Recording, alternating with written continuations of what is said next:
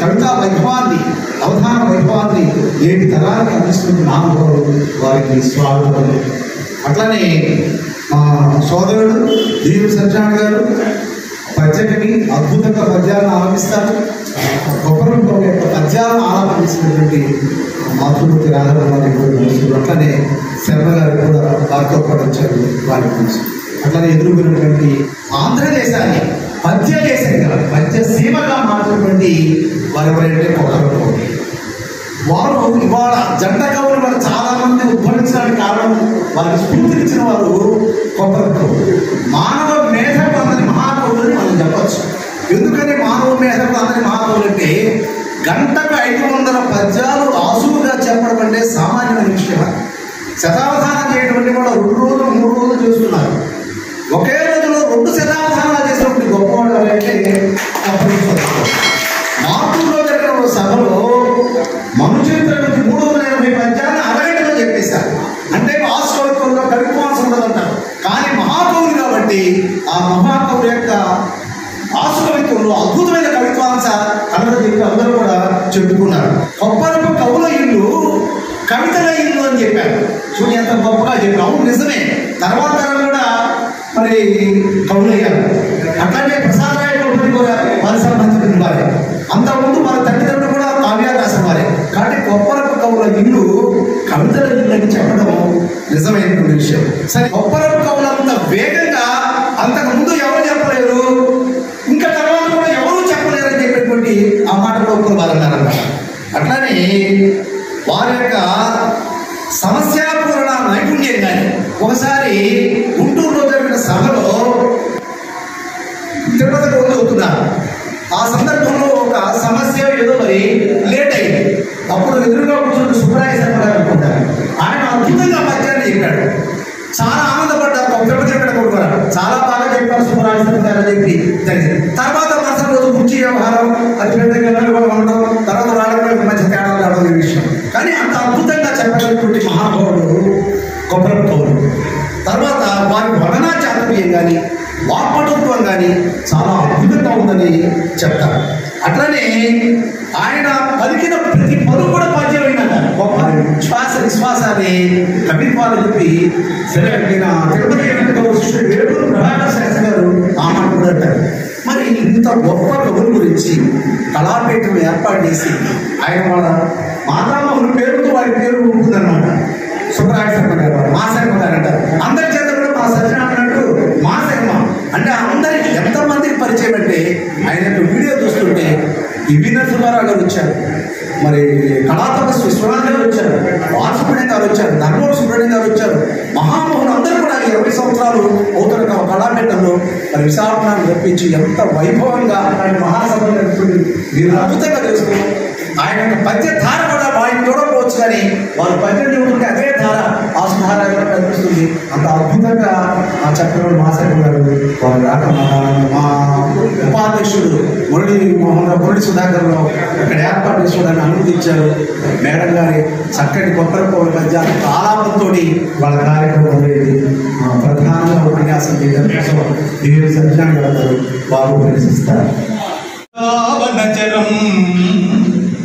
వల్లవీజన వల్లభం జయంతి సంభవం ధామ వైజయంతి విభూషణం జేజేయంచు భజింతు ఇష్టఫల సంసిద్ధుల్ బదింగోరి నిర్వ్యాజ ప్రౌఢ కృపావలంబుని కట ప్రస్యంది దానాంబుని పూజా తత్పర దేవదానవ కదంబున్ బాలకేళీకళా రాజత్కౌతుక రంజితోరగపతి ప్రాలంబు హేరంబుని. అందరికీ నమస్కారం. ఆధ్యాత్మికం వహించినటువంటి అన్నగారు కుటుంబ శ్రీరామచంద్రమూర్తి గారికి, మనవాడే అయిన అందరి చేత వైజాగ్లో సహా, బెంగళూరుతో సహా, మద్రాసుతో సహా, ఢిల్లీతో సహా అందరి చేత మా శర్మ అనిపించుకుంటూ మనందరికీ గర్వకారణమైనటువంటి వ్యక్తి మా శర్మ గారు. వారికి అందరి కర్తాధ్వనులతోటి అభినందనలు తెలియజేయాలి. మాట్లాడవలసిందిగా కోరుతున్నాను. కారణం ఏంటంటే ఒక్క మాట చెప్తాను. ఒక 30-40 ఏళ్ల పాటు కొప్పరపు కవుల పేరు వినిపించడానికి వీలేని పరిస్థితి ఉంది. ఆ విషయం కులపతి గారు చెప్పారు. ఆ పరిస్థితుల నుంచి ఈరోజు కొప్పరపు కవుల గురించి మాట్లాడుకునే పరిస్థితికి తీసుకొచ్చిన అతిశయోక్తి కాదు, వారిని పొగడ్డం కాదు. ఈరోజు ఈ పరిస్థితికి తీసుకొచ్చినటువంటి వారు మాశర్మ గారు. కారణం ఏమిటంటే వారి పుస్తకాలు ఏవి అవైలబుల్గా లేవు. కుంటముక్కల జానకి రామశర్మ గారు వేసినటువంటి పుస్తకం కూడా ఎక్కడుందో తెలియదు. ఈరోజు నెట్లో అవైలబుల్గా ఉంది అది. మరి తర్వాత 2002లో వారు మాశర్మ గారు కళాపీఠాన్ని స్థాపించి పుస్తకాలను తీసుకొచ్చి వచ్చిన తర్వాత మాత్రమే మాకందరికీ ఆ పద్యాలు అవైలబుల్ అయినాయి. కొప్పరపు కవుల ఆకర్షణకు లోనైన వాళ్ళు ఎవరు లేరు. ఈ మాట చెబితే ఆశ్చర్యం, కానీ వాళ్ళ ఆకర్షణకు తిరుపతి వెంకట కవులు కూడా లోనయ్యారు. చాలా అద్భుతంగా పాడాలనిపిస్తుంది. అలా పాడిన వారే ఆలమూరి రాధాకుమారి గారు. చాలా అద్భుతంగా పాడారు. ఆమె గారి వినయం చాలా మెచ్చదగింది. అంత చేస్తూ కూడా ఇదంతా కూడా తాతగారి అనుగ్రహం, మా హనుమంతుని యొక్క అనుగ్రహం, అంబ జగదంబ యొక్క ఆశీస్సులు అని చెప్తూ ఉంటారు. 20 ఏళ్ల కాలంలో ఎంతో కృషి సాగించారు. ఈ మధ్యనే విడుదలైంది కొప్పరపు కవుల కవితా సర్వస్వం. అన్నీ ఒక చోట దొరుకుతూ ఉన్నాయి. డిండిమం అంటే ఢక్క. ఆ ఢక్క నిరంతరం మోగుతూనే ఉంటుంది. అది 1910-5 ప్రాంతాల నుంచి బిగినైంది. చిన్నగా ప్రకాశం జిల్లాలో మోగింది, తర్వాత హైదరాబాద్లో మోగింది, మద్రాసులో మోగింది, ఇప్పుడు నిరంతరంగా అమెరికాలో కూడా మోగుతుంది. కాబట్టి అలా ఢక్క మోగుతూనే ఉంటుంది, నిరంతరాయంగా మోగిస్తూనే ఉంటారు. కాబట్టి ఆ యశోడింటిమము అనే పేరుతో మొట్టమొదటి పుస్తకం రాసిన ఆయన పేరు కూడా స్మరించాలి. చిరుమామిళ్ళ లక్ష్మీనారాయణ ప్రసాద్ గారు ఆయన రాశాడు మొట్టమొదట. కుంటముక్కల జానకి రామశర్మ గారు తర్వాత పుస్తకం వీరు మిన్నెకంటి గురునాథ శర్మ గారు, దీంతో నిడదవోలు వెంకటరావు పంతులు గారు పుస్తకం వెలిగించారు. కొప్పరపు కవుల కవితా వైభవం, కొప్పర కవుల జీవిత చరిత్ర మీద చాలా అద్భుతమైన పుస్తకం రాశాడు. అని ఇంత సమగ్రం కాదు, రాశారు ఆయన. ఉంది ఆ రోజున ధ్వని ముద్రణ సౌకర్యం లేదు, వీడియో సౌకర్యం లేదు. మరి వాళ్ళు రాసే పద్యాల వేగాన్ని రికార్డు చేయడానికి ఏ అవకాశము లేదు. రాసేవాళ్ళు సాధ్యం కాదు. గంటకు 300 పద్యాలు చెప్పడం అంటే అది రాసే వేగం కాదు. మిన్నెకంటి గురునాథ శర్మ గారు చెప్పాడు, ఆయన వాళ్ళు పద్యం చదువుతూ ఉంటే చాలా స్పష్టంగా నిర్దుష్టంగా ఉంటుందిట, చాలా ఆహ్లాదకరంగా ఉంటుందిట, చాలా ఆహ్లాదకరంగా మాట్లాడగలరు వాళ్ళు. కొప్పరపు సోదర కవులు వాళ్ళు జనరంజకంగా పద్యాలు చెప్పుకుంటూ వెళ్ళగలరట. ఇది సాధారణ వేగం, 300 అనేది సాధారణ వేగం. అంటే చిలకమర్తి లక్ష్మీనరసింహ పంతులు గారు ఆయన రాసినటువంటి స్వీయ చరిత్రలో స్పష్టంగా 272 పేజీలు రాసుకున్నాడు ఆయన. చిలకమర్తి వారి అధ్యక్షతన ఏర్పాటైనటువంటి సభలో శకుంతలోపాఖ్యానాన్ని గురించి మీరు చెప్పండి ఇవాళ అని చెప్పారంటే, వారు శకుంతలోపాఖ్యానాన్ని అసువుగా చాలా గొప్పగా చెప్పారు. ఇది అనన్య సామాన్యము, ఇది అతిమానుష ప్రతిభ అన్నాడు. కాబట్టి ఇతరులకు సాధ్యం కాదన్నాడు. కాబట్టి ఈ ప్రక్రియకు వీళ్ళే ఆద్యులు. పరమేశ్వరి దేవస్థానంలో కొన్ని అవధానాలు జరిగినాయి, అప్పుడు చెప్పినటువంటి పద్యం ఇది. పంచశరుం విరాళి కొలు పంగల చేడెల వాడి చూడ్కులన్ కొంచెము విచ్చు జాతి పువ్వుగుత్తుల నందిన కమతెమ్మెరన్ కాంచన గర్భురాణి కరకంజమునందలి చిల్క పల్పులన్ మించునుగాది వీరి కమనీయ మహీయ కవిత్వ సంపదల్. ఎంత బాగా చెప్పాడు చూడండి. మన్మధుడి వాడి చూపులు ఇలాంటివి, జాజి పువ్వు గుత్తుల పరిమళము, తర్వాత సరస్వతీదేవి యొక్క చేతిలో ఉండే పలుకు చిలక పలికేటువంటి ఇవి వీళ్ళ కవిత్వంలో గొప్పగా ఉంటాయి అని చెప్పాడు. సమస్యాపూర్ణం ఎలా ఉంటుంది, దీన్ని అభినవ సరస్వతి కూడా చాలా మెచ్చుకుంది. ఎంత బాగుంది సమస్యాపూర్ణం అంటే 1920 ఆగస్టు ముందు. హరుడు గణపతికి బోలెన్, గణపతికి శివుడిలాగా, సరసీ జాక్షుండు నాభిజన్మునకు బలెన్, బ్రహ్మగారికి విష్ణువులాగా, గురుకీర్తి కనిన అలా సాగరుడు గణపతికి తండ్రి కావలసుని. గరుడు సాగరుడు, గుడు గణపతి అంటే చంద్రుడు, సాగరుడు గణపతికి తండ్రి కావలసుని, సముద్రంలోంచి పుట్టినవాడు కదా. కాబట్టి ఆ విధంగా శివుడికి గణపతి ఎలాగో, బ్రహ్మకు విష్ణువు ఎలాగో, అలాగా ఈయన గుడు గణపతి చంద్రుడికి ఈయన సాగరుడు తండ్రి అని చెప్తున్నాడు అన్నమాట. ఎంత గొప్ప విశేషమైనటువంటి పురాణం చూడండి. గరుడు సాగరుడు అయినాడు. విషయం ఎవరు అడిగారట, అయ్యా మీరు కూడా తిరుపతిగా పుస్తకాలు రాస్తే బాగుంటుంది అని. మనం గంటకు 400-500 పద్యాలు చెప్తూ ఉంటే పుస్తకాలతో మనం తర్వాత రాసే రోజులు ఉన్నాయి అన్నాడు. అలా అయినా కూడా కొన్ని పుస్తకాలు రాశారు వాడు. దైవ సంకల్పం అనే కావ్యం రాశారు, తర్వాత సుబ్బరాయ శతకం రాశారు, తర్వాత కృష్ణగా రాస్తే మంత్రి ప్రకట భుజంగరావు గారి 2వ కుమార్తె వివాహం జరిగినప్పుడు అప్పటికి రికార్డ్ చేసినటువంటి ఆధునిక కవి జీవితములలో మంత్రి ప్రకట భుజంగరావు గారి దీంట్లో వాడు రికార్డ్ చేసిన విషయం ప్రకారం 3 లక్షల పద్యాలు చెప్పారని చెప్పారు. దైవ సంకల్పం కావ్యంలోంచి జగదంబ వారి యొక్క ఉపాస్య దైవతం జగదంబని గురించి ఎంత బాగా రాశారు చూడండి. కరుణాశాలిని శూలిని హిమగిరి గ్రైవేయ కన్యామణి పరలోకంతక రూపిణి శితమన పంకేజ సంవాసిని ఖరరుచంద్ర విలోకిని విరత రక్షాకార్య దీక్షావని పరమేశార్థ శరీరిణి కృపమం పాలింపు కాత్యాయని. ఎంత అద్భుతంగా రాశారు. తర్వాత ఉషకాల వర్ణ ఎంత బాగుందో చూడండి.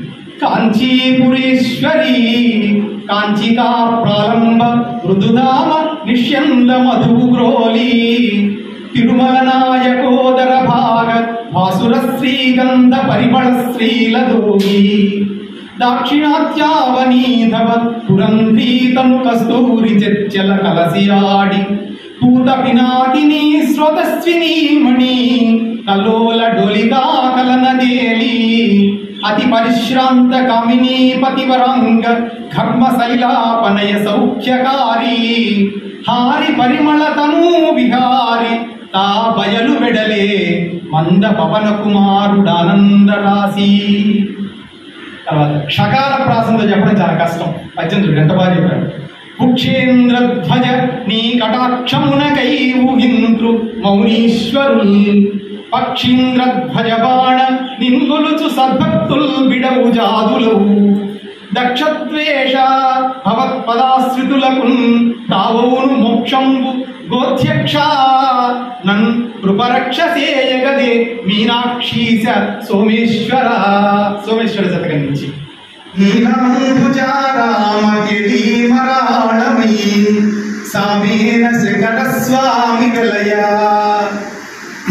శంకరుడు తెల్లటివాడు, అమ్మ శ్యామల దేహం, అంటే నారాయణి ఇద్దరు ఒకే కలరు కాబట్టి ఆయనేమో హంసట, ఈమెమో నీలాంబుజముట. నీలాంబుజారామ కెడీమరాళమయ్యి సామేన శంకర స్వామి గలయ పవలు రాతిరిసేయు భద్రతాటంకము దరహాసరుచి దగదగ వెలుంగా. ఆమె యొక్క ఈ కుండలాలే పావులు రాత్రి. మళ్ళీ తలుచుకుంటే పవలు రాతిరిసేయు భద్రతాటంకములు దరహాసరుచి దగదగ వెలుంగా త్రయంత వేణి పద్మజురాణి హరిరాణి చెలికారమున కెలంకుల మెలంగా. కొప్పర సీతారాం వరప్రసాదరావు గారు, మల్లికార్జునరావు గారు కుమార సోదర కవులు అంటారు. వారి అవధానంలో వెంకట శాస్త్రి గారు అప్పటికి ఇంకా బాగా మెచ్యూరిటీ వచ్చినటువంటి దశ, ఆ దశలో చెప్పాడు. కొప్పరమన్న నివాసమి ఒప్పుల కుప్పలిద్దరు నయోన్నతులందు జనించినారు విద్యాపతులైన సత్కవుల ఆదృతిగాంచి యశంబుచే దిశల్గప్పుచు వృద్ధినందెదురుగాత చిరాయువు తోడు నిడగన్. వీళ్ళకి చిరాయువు కలగాలని ఆశీర్వదించారు. దాంట్లో పాల్గొన్న విశ్వనాథ సత్యనారాయణ గారు చెప్పిన పద్యం తొలి నియోగులు సిసలైన తెలుగు కవులు. ఇక్కడ కూడా పండితం. తొలి నియోగులు సిసలైన తెలుగు కవులు. మొట్టమొదటి వాళ్ళు మంచి కవులే కానీ వీడు కాదని చెప్పడం. కానీ విశ్వనాథ గారిని అడిగితే ఆయన చెప్పాడు తొలి నుంచి మీరు అన్నాడు. తొలి నియోగులు సిసలైన తెలుగు కవులు తెలియ పలనాడు చక్కని తెలుగు గడ్డ అశుగవనం భూమి ఇంటి ఆడుబిడ్డ నేను దీవనలిత్తులి నేని మీకు. మీ ఇంటి ఆడబిడ్డ సరస్వతీదేవి కాబట్టి మీకు ఇస్తాను అని చెప్పాడు. శాస్త్రి అని దేశం పట్టని పరిశోధకుడు, దేశం పట్టని కవి రాసినటువంటి కొప్పరపు కవుల గురించి రాసిన పద్యం అని మనం గ్రహించాలి. ఆలోచించుటలేదు, పద్యాన్ని గురించి ఆలోచించడం లేదు, ములుగులు లేదుటలేదు పద్యారంభ ప్రాసకేని ఎదికేని గొంగు కనపట్టదు. ప్రాసకు ఎదిగి అక్కడ ఆగి ఆలోచించడం ఉండదు. ఏ ఆలస్యం గును కల్గబోదు, మధ్యలో టీ కాఫీ లాంటి సేవన ఉండదు. ఏ ఆలస్యం గును కల్గబోదు, బైరా అయ్యారే అవానికి పాలేయూజుమి ఆశుధార కవిత ప్రారంభ నిర్వాహము. ఆశు వీరలాసు కవితోద్యద్రాజ పట్టాభిషేకము నందందరు నట్టి తిట్టలని వకాణింతుని కమ్ముగన్. ఆశు కవిత రాజ్యానికి వీళ్ళే పట్టాభిషేకం చేయగలిగిన వాడు, వీళ్ళే మహారాజులు, వీళ్ళే చక్రవర్తులు అని చెప్పారు. అంటే వీళ్ళకి అప్పటికే ఆశుకవి చక్రవర్తులు, ఆశుకవి సింహములు ఇట్లాంటి బిరుదాలు వచ్చాయి. కాబట్టి వీళ్ళే నిక్కముగా వీళ్ళే అని చెప్పారు. దీన్ని చాలా మంది ఉంటుంది. కాబట్టి ఊళ్ళో ఎవరు వచ్చి అడిగినా సరే ధాన్యం ఇచ్చేవాళ్ళట వీళ్ళు. అయితే వాళ్ళు ఆ రోజుల్లో సత్యకాలపు రోజులు కాబట్టి వాళ్ళు ఊరకు తీసుకోకూడదు పందులు కాకంటే ఆయన అక్కడ ఉన్న కొంచెం మట్టి పనికి ఆహార పథకం ఉండొచ్చు, ఆ మట్టి ఇటు పోయి రానేవాళ్ళు. మళ్ళా ఇంకోటి వచ్చేవాళ్ళ, వచ్చి అయ్యా ధాన్యం అనగానే ఈ మట్టి అటు పోయి రానేవాళ్ళు. కాబట్టి పెద్దగా ఉపయోగపడే పని ఏమి చేయించుకోకుండానే ఇంట్లో ఉన్న ధాన్యం పంచేవాళ్ళ వీళ్ళు. తర్వాత ఇంకొక మంచి విషయం, గొప్ప విషయం ఏంటంటే ఏ రోజు కులభేదం పాటించలేదు వాళ్ళు. ఏమిటంటే వారింటికి వచ్చిన ప్రతి అతిథికి భోజనం పెట్టారట. ఆ రోజు వాళ్ళతో పాటు వచ్చి ఉంటే ఎవరైతే అరుగు మీద ఉంటారో వాళ్ళందరినీ భోజనానికి ఆహ్వానించి భోజనం పెట్టేవాళ్ళు. అంత గొప్ప కుటుంబం. కాబట్టి బయట అరుగు ఉండేది కొప్పరంలో, ఆ అరుగు మీద కూర్చుని పుస్తకాలు రాసుకుంటుండేవాళ్ళట. తర్వాత చాలా గంభీరమైన వాతావరణం ఉండేది. వాళ్ళు ఉంటే సుబ్రాయ శర్మ గారు చాలా గంభీరంగా ఉండేవాళ్ళట. ఆయన మాట మాట్లాడితే పేరుకు నామమాత్ర సింహం కాదు, ఆయన నిజంగా సింహం, కవిసింహం. నిజంగా అట్లా కవిసింహంలాగా బతికారు వాళ్ళు. అలాగా వాడు కనుక ఇంట్లో ఉంటే, ఊళ్ళో ఉంటేనే అదొక విచిత్రమైనటువంటి వాతావరణం ఉండేది. వాడు నడిచి వస్తుంటేనే ఒక కవితావరణం ఉండేదన్నమాట. తర్వాత బంధువుల్ని, తెలిసిన వాళ్ళందరినీ ప్రోత్సహించారు. మిన్నకంటి గురునాథ శర్మ గారు చెప్పారు, ఒకసారి ఆయన కనపడితే అబ్బాయి నువ్వు ఇలా కాదు, ఈసారి నేను వచ్చినట్టు పద్యం రాసి కనిపించాలని చెప్పాడు. అంత బాగా ప్రోత్సహించారు దగ్గర వాళ్ళని, బంధువులను అందరినీ కూడా. ఆయన నేర్చుకున్నటువంటి వెలుగైన గురునాథ శర్మ గారు అలాగా దగ్గర బంధువులందరినీ బాగా అభిమానించి వారిని కూడా కవిత్వంలో పైకి తీసుకురావడానికి ప్రయత్నం చేశారు. చాలా వాళ్ళ చైత్ర యాత్ర అప్రతిహితంగా కొనసాగింది. ఆ రోజు పండితులను నిజంగా చాలా ఆశ్చర్యం వేస్తుంది. మనకి 1900 ప్రాంతాల్లో నుంచి 1920-25 వరకు కూడా మహామహులు చాలా మంది పుట్టి జన్మించి ఆ కాలంలో విశేషమైనటువంటి సాహితీ కృషి చేసి అంతర్ధానం అయిపోయారు. ఈరోజు అంత మహాశృంగాలు కనపడవు. ఒక కుమర్రాజు లక్ష్మణరావు, ఒక కందుకూరి వీరేశలింగం మంత్రులు, ఒక గురజాడ అప్పారావు, ఒక గిడుగు రామమూర్తి, ఈరోజు ఆంధ్ర సాహిత్యంలో స్టార్ వార్డ్స్ అని చెప్పుకునేటువంటి వాళ్ళందరూ కూడా మనకి ఆ రోజు ఉన్నటువంటి వాళ్ళు. బావిలకొండ సుబ్బారావు గారు ఆ రోజు వీళ్ళని ప్రశంసించినటువంటి మహాపండితుడు లేడు. అలాగా అనేకమైనటువంటి సాహిత్య సభల్లో, సాముగరిడీల్లో ఆరితేరినటువంటి వ్యక్తులు వీరు అన్ని విధాలుగా తయారైన తర్వాతే బయటికి వెళ్ళారు. అది చాలా మందికి తెలియక పొరపాటు పడ్డారు. ఇది మరావణమై సామేన శంకర స్వామి వెలయ పవను రాతిరిసేయు భద్ర తాటంకమును దరహాసరుచి తగతగ వెలుంగ త్రయ్యంత వేణి పద్మజురాని హరిరాని చెరికారమున కెలంకుల మెలంగ కెంగేరి రాజిల్క క్రీడార్థ మెహరేగి ప్రణవాక్షరార్థం ఉపన్యసింప కమ్ర ముక్తాఫలా అమల గగన వాహిని పయక్కణపంతి వందేయటంచు విఘ్నపతి పూజనమునర్ప విశ్వభరణ దీక్ష నెలకొన్న దేవికిదే నమస్సు ఐంద్రీం జాగ్రముదగ్రమూల పదవీం ఐరమ్మ దావాహనాం అంతస్తాంత్రిక వామదక్షిణ పర హ్రీంకార మధ్యాత్మికాం జ్యోతిర్మండల చాక్రిక వితికరాం ఓంకార ఘంటార్భటీం వందే వశ్యముఖీం మహాకవి సఖీం మంత్రాది దేవీశ్వరీం అంగవం వచనభంగమాలినో సూరి సంసతి కృతపరాజయ సుబ్బరాయ రమణౌ మహాకవి వెంకటో యువయో ద్వయో సభకు నమస్కారం. కొప్పరం సోదరు కవరిది కొండవీడి సీమ, పలనాటి సీమ, అద్దంకి సీమ కూడా. మరరాడు వెంకట నారసింహ నరరాణు మాణిక్య సంస్థానవత్తుడు నిస్తుల్య దిగంత విస్తృత సుకీర్తుడు హేమదుర్గా కృపాబల సంగీత సురాపగాభ కవితా బంధాసు ధారావధాన లసత్ప్రజ్ఞుడు కొప్పరంపు కౌలన్వారం పితల్లీనికి. ఈ పద్యము కొప్పరపు కవులు సాధ్వీమాహత్యము అంటే కుశలవ అనే ఒక నాటకం రాశారు. ఆ నాటకం అవతారికలో ఉన్న మొట్టమొదటి పద్యాలు ఒక పద్యం ఇది. మలరాడు వెంకట నారసింహ నరరాణు మాణిక్య సంస్థానవత్తుడు. మలరాజు వెంకట నరసారాయుడి పేరున నరసరావుపేట ఏర్పడింది. ఆ నరసరావుపేట సంస్థానానికి కొప్పరం కవులు ఆస్థాన కవులుగా ఉండేవారు.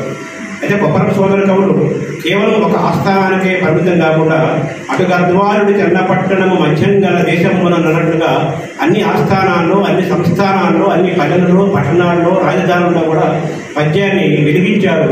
ఏనుగు అంబారీపై కొప్పరం సోదర కవులు పద్యాన్ని అవధాన సరస్వతిని ఊరేగించారు.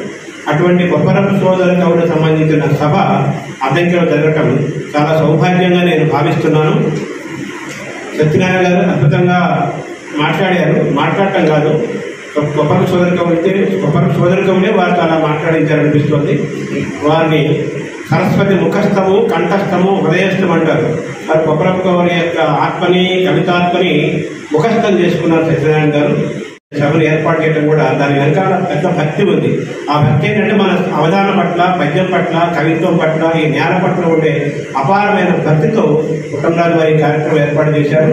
ఇంతమంది రావడం అనేది కూడా సామాన్యమైన విషయం కాదు.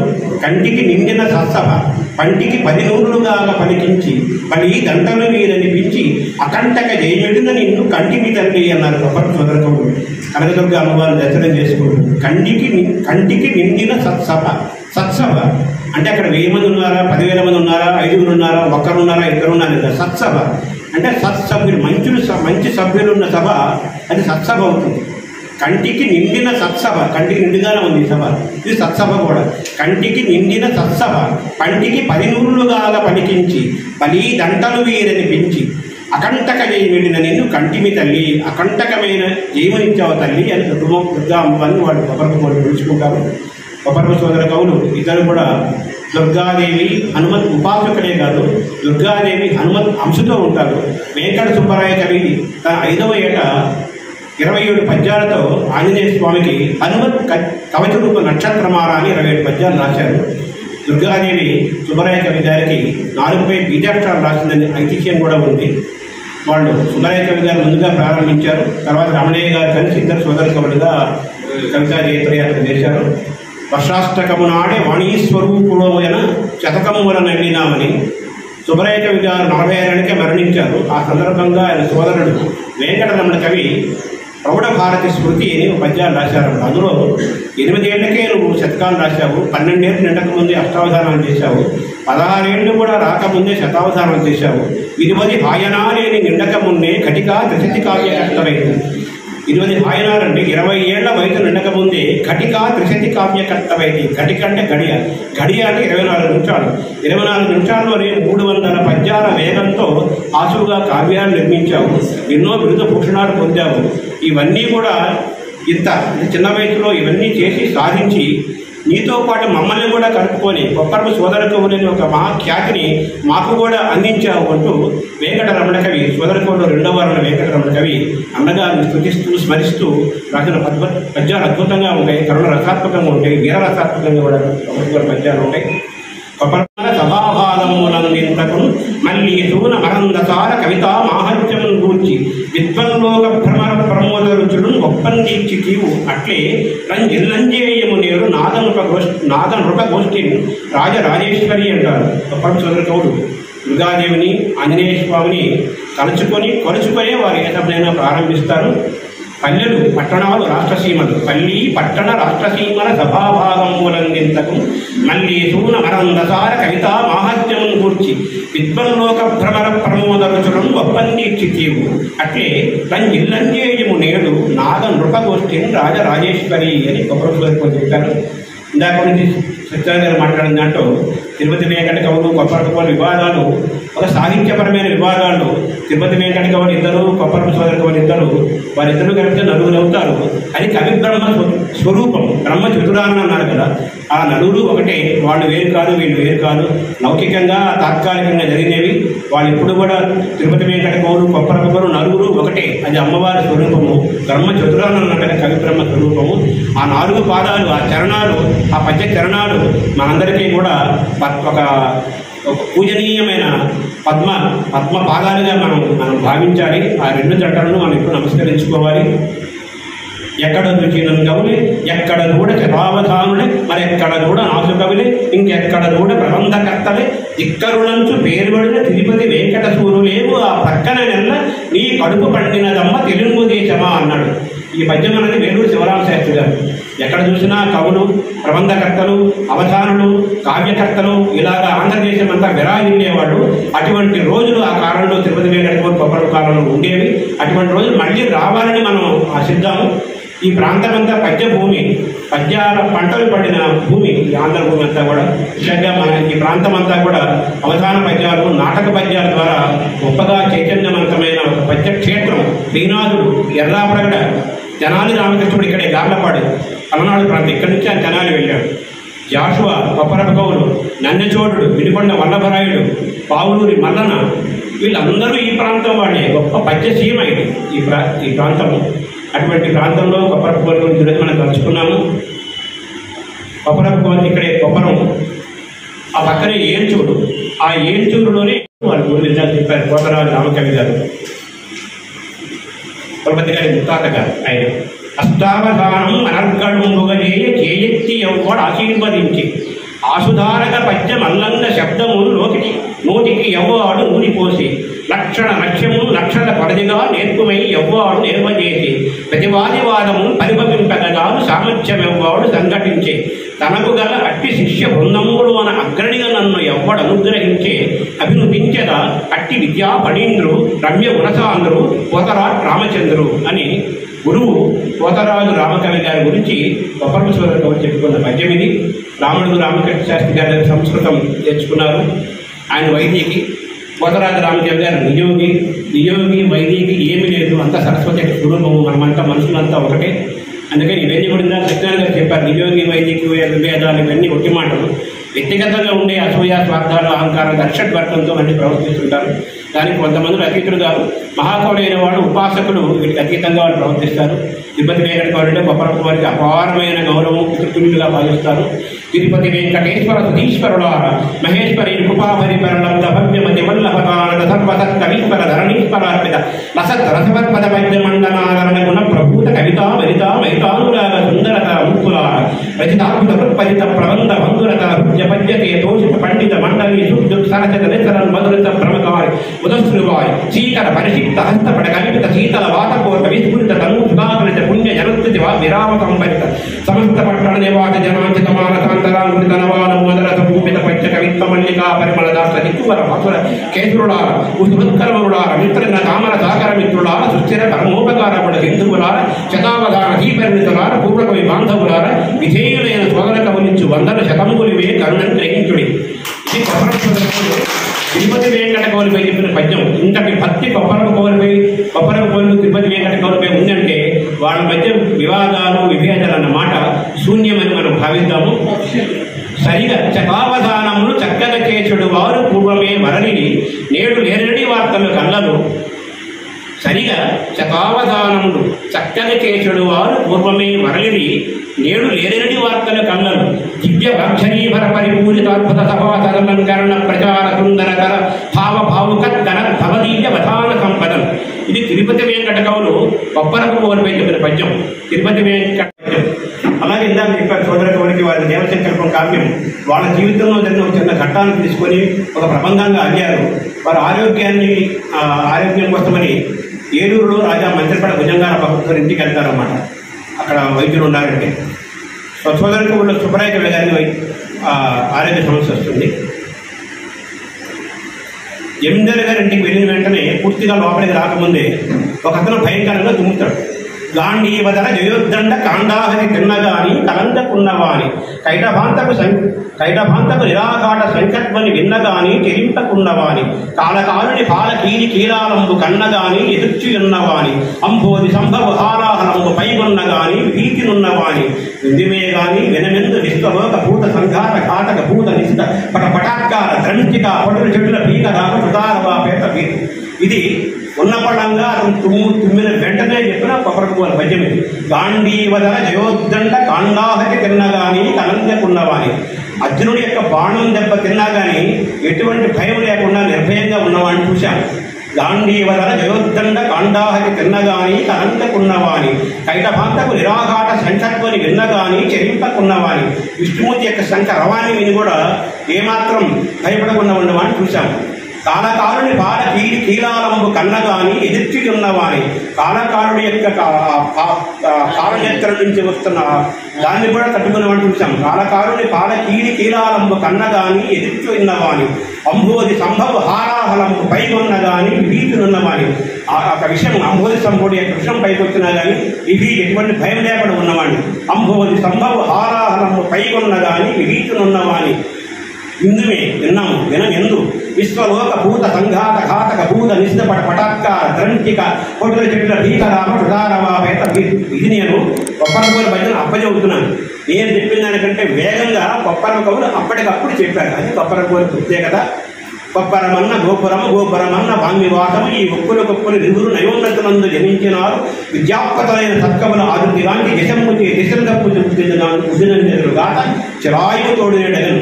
కుమారస్వర గురించి చంద్ర వెంకట శాస్త్రి గారు చెప్పినప్పటికీ ఈ పద్యాన్ని తిరుపతి వెంకట గౌరవ కొప్పరసులను చిన్నవాడు కాబట్టి వీరిద్దరూ కూడా తిరుపతి వెంకట గౌరవ ఆశీస్సులతో కొప్పర కవులు ఎప్పటికీ పెరుగుతుంటారని అవధాన సరస్వతికి పద్యానికి ప్రబంధానికి మన నేలకు చిరంజీవత్వం తీసుకొస్తారని పద్యం అమరమే పంపించారు. అలాగే తిరుపతి వెంకట గౌరపై కొప్పరకో నవరత్నాలు రాసి పంపించారు.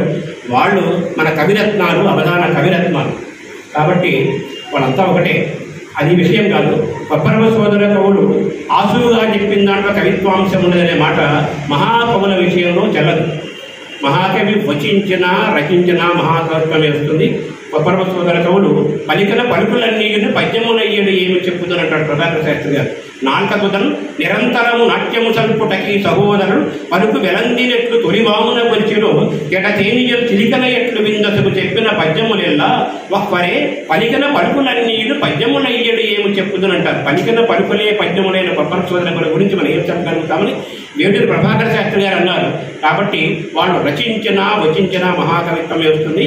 కొప్పరకపోలే ప్రతిభ, శక్తి, ఆకర్షణ, గొప్పతనము ఎక్కడ ప్రత్యేకత ఎక్కడుందంటే కేవలం వేగంగా చెప్పటమే కాదు, వేగంగా ప్రబంధతుల్యంగా చెప్పటం, అత్యంత వేగంగా ప్రబంధాలను చెప్పటం కొప్పరకోల ప్రత్యేకత.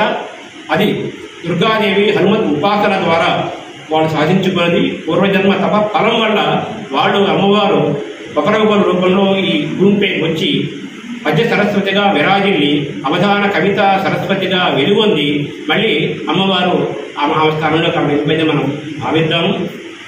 2 పద్యాలు ఉదహరించి నేను చూస్తాను. ఈ పద్యము సోదర కవులు చాలా అందంగా ఉంటారు, బంగారు ఛాయితో ఉంటారు, పెద్ద పెద్ద కళ్ళు మీసాలు చాలా చాలా కళగా ఉంటారు. వాళ్ళు దైవ సంకల్పం ఉన్న కావ్యంలో ఒక పద్యం ఇది.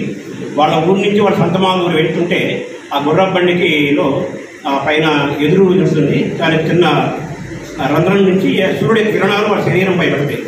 అరుణజ్యోతి వసుప్రధానము సమస్తాచావకాశముగా అరువప్పన్ శకటస్థ వేణుకట రంధ్రాయాత బాల ప్రభాకర రోజు చెలుమందే తద్గత కవీటి కమ్రాంగక శ్రేణి భాస్వర కార్తస్వర పుష్ప పూజనము భాస్వంతుంటూ కీర్తించనాను. ఆ అరుణజ్యోతి సూర్యుడి యొక్క కిరణాలు మీరు శరీరంపై పడుతుంటే అవి తిరిగి మళ్ళీ రెఫరెక్ట్ అయి పైకెత్తుంటే సూర్యుడికి బంగారు పుష్పాలతో పూజిస్తున్నట్టుగా అర్చిస్తున్నట్టుగా ఉందట విషయం.